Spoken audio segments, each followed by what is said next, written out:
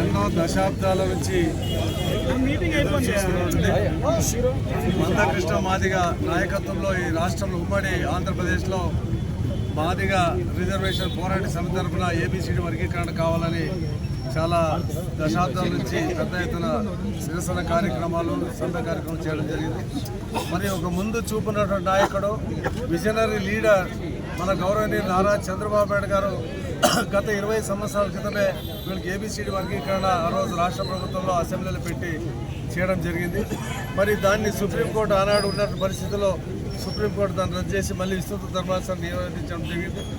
అందులో భాగంగా ఈరోజు సుప్రీంకోర్టు వారు విస్తృత ధర్మాసనం మరి ఏబిసిడి వర్గీకరణ న్యాయమైందే, ఇది రాష్ట్ర ప్రభుత్వాలు చేసుకోవచ్చని చెప్పడం చాలా సంతోషం, చాలా ఆనందం. ఏదేమైనా కానీ బలహీన వర్గాల వరకు సామాజిక న్యాయం జరగాల్సిన అవసరం ఉంది.